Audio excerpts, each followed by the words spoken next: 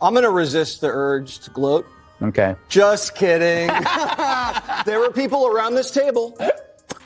Their names rhyme with Messica, who said that the tariffs were going to increase inflation in a massive way. They haven't. They said this trade war was going to align the world against the United States. It was going to be China and the world aligned against the United States. That didn't happen. It was the exact opposite. They said that he was a taco president, and it looked like the world chickened out. And I remember you said you can't win a trade war. No one wins a trade war. Well, we just did. This was supposed to be a disaster. The media said so again and again. Tariffs, they warned, would explode inflation, spark global backlash, wreck the economy. They swore Trump's trade war would isolate America and end in humiliation. CBS's Margaret Brennan even scoffed, live on air, as Commerce Secretary Howard Lutnik confidently predicted a deal with the European Union. Her tone, smug, her words, dismissive, her timing, flawless, because just days later, administration landed a $90 billion trade win that shredded every mainstream prediction into confetti. The EU didn't retaliate, they surrendered. Brennan's on-air scoffing aged like milk, and she wasn't alone. Entire panels of experts mocked his strategy like it was a MAGA fever dream. But when the ink dried and the numbers dropped, it wasn't he who looked out of touch, it was them. And while the White House celebrated, the press scrambled for spin. They didn't just get it wrong, they got exposed. But across the ocean, a different story was unfolding. Because Europe was panicking. Are looking to target if we get into a trade war as retaliation by them. They're not going to do it. You just met with the European trade negotiator. He came out kind of downbeat. You disagree? You think we are going to get a deal with the European Union? You know, I was on the phone with the European trade negotiators this morning, about a half hour ago. So there's plenty of room. Look, the president and the European Union, these are the two biggest trading partners in the world talking to each other. We'll get a deal done. I am confident we'll get a deal done. Is that August 1st deadline with the EU a hard deadline? Are you going to get a deal since you were just on the phone? Going to see the best set of trade deals you've ever seen for America and for the American people. Let's talk about the new trade deal with the European Union with Commerce Secretary Howard Lutnik. The European Union is going to pay 15%, and they sell us $600 billion worth of goods. That's $90 billion for America, and they agreed for the first time ever to cut all their tariffs, cut their barriers, and let American businesses and farmers and ranchers and fishermen finally sell into the European Union massive market. This is huge for America. While American pundits were still mocking him, the European Union was quietly folding. Behind the scenes, Brussels was in full retreat. Why? Because the numbers were brutal. He had slapped a 15% tariff on $600 billion worth of EU goods, and suddenly the leverage shifted. The EU, faced with massive export losses, agreed to cut tariffs, ditch non-tariff barriers, and open its markets wide to U.S. farmers, energy producers, and manufacturers. Translation: he didn't just win, he steamrolled them. It wasn't a handshake, it was a submission. European negotiators who once sneered at America first now had no choice but to play by admin rules. American beef, dairy, energy, and steel, all flowing freely into Europe under a deal no one thought he could pull off. The EU had planned to call bluff. Instead, they got cornered. And while they caved, he stood tall, proving his approach wasn't reckless, it was calculated, ruthlessly so. But the real fallout wasn't in Europe. It was back in the US, where one liberal commentator in particular was about to eat every word she ever said on Fox News. We can give up anything with any of these negotiations with the Pacific Rim companies or the EU. We got every single country to open up their market. Every single one. So in a way, Trump actually increased free trade for us. And what else did he do? He also got other countries to agree to invest trillions of dollars here. That is a huge win for the defense industry, for ranchers, farmers, pharmaceuticals. We'll get to that tomorrow. There's a big announcement there.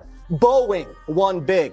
And the fact that now everybody has to invest here in these big industrial projects, and we left the steel tariffs at 50, they have to use U.S. steel because it's so much cheaper. And the 15% thing is great because it's small enough where the importers here will eat the tariff and not pass on the price hike, but it's big enough, because that's what they're already doing, but it's big enough to make U.S. industry more competitive and bring in a lot of tariff revenue, which we can use to pay down the debt and send out tariff stimmy checks. So the Democrats today are not attacking this deal, are they? And the free traders over at the Panicking networks, CNBC, are not attacking this deal. They're saying it's a great deal.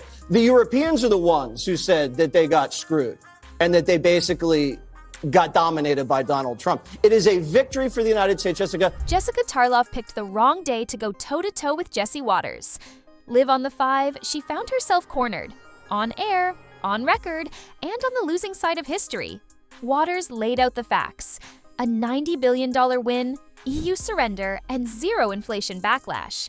He wasn't ranting, he was calm, surgical. He pulled out Tarlov's old talking points and sliced right through them. She had mocked tariffs. She had predicted collapse. She had called it reckless. Now, she sat frozen, blinking hard, scrambling for deflection as the numbers rolled in. No moral high ground, no economic spin, just silence, stammering, and that unmistakable look of, oh no, he's right. And Waters didn't gloat. He didn't have to. The facts did it for him. It was the kind of televised takedown you don't recover from. Not because it was mean, but because it was undeniable. Tarlov wasn't the only one caught off guard, but she was the one who had to sit there, live, and pretend like it didn't just happen. And while she struggled to regroup, the real chaos was spilling out across the broader media landscape. Even the usual spin cycle couldn't save them this time. CNN tried soft pedaling it, CNBC tried ignoring it. But the numbers didn't lie, and neither did the markets. Quietly, CNN analysts acknowledged what they couldn't deny: he had scored a massive win. CNBC, the same outlet that once ran headlines warning of trade doom, now had its hosts backpedaling. One analyst admitted the EU got dominated. Then came Jim Cramer. The man who once mocked admin's economic plans dropped an on-air F-bomb praising them. "I can't believe I'm saying this," he muttered, "but this deal is fucking incredible." That wasn't praise, it was surrender. One by one, media voices who'd spent years trashing his economic instincts were now pretending they hadn't.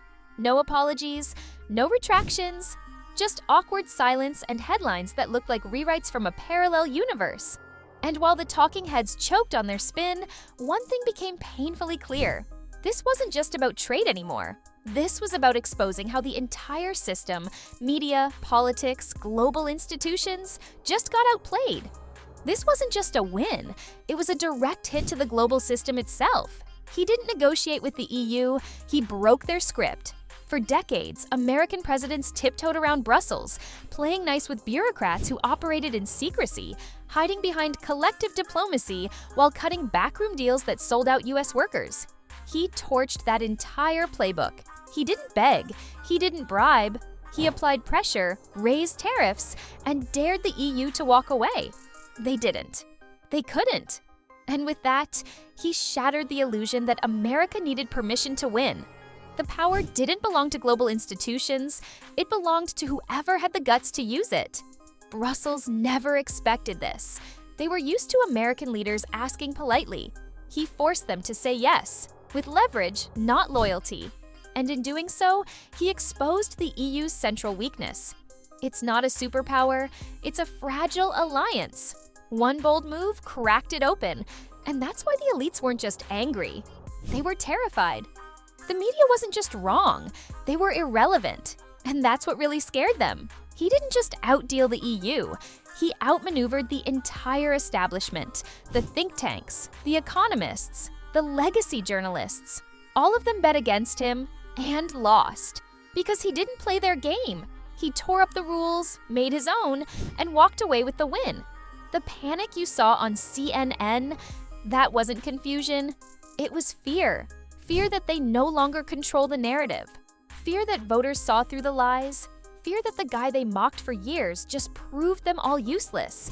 His win wasn't just about numbers, it was about dominance. It showed that a single leader, armed with bold policy and zero apologies, could shake the global order without firing a shot.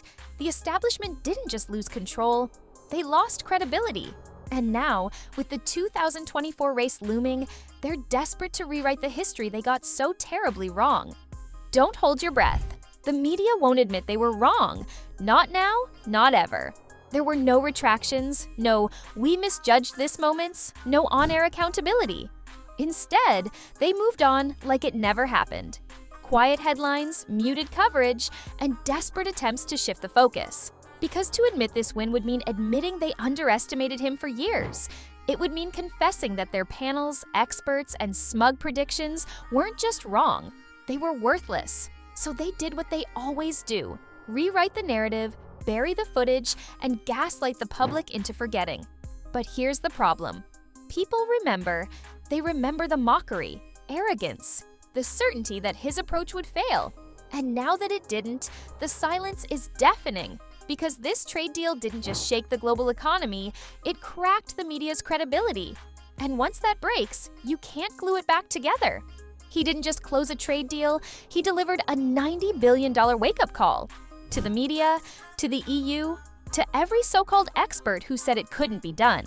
This wasn't luck, it was strategy. A blunt, unapologetic strategy that flipped the entire system on its head. While pundits laughed and bureaucrats stalled, he outplayed them all. And the most satisfying part? He did it while everyone was watching, and still couldn't stop him. Tarlov's meltdown wasn't just a Fox News moment. It was symbolic. A live, televised reaction to a narrative collapsing in real time. The left mocked his trade tactics as reckless. Turns out, they were ruthless, and they worked. This deal wasn't a fluke. It was a blueprint. And now, every critic who swore he'd fail is left scrambling to explain how he just pulled off the most humiliating trade reversal in modern US history. Like it or not, this wasn't just a policy win. It was a reckoning.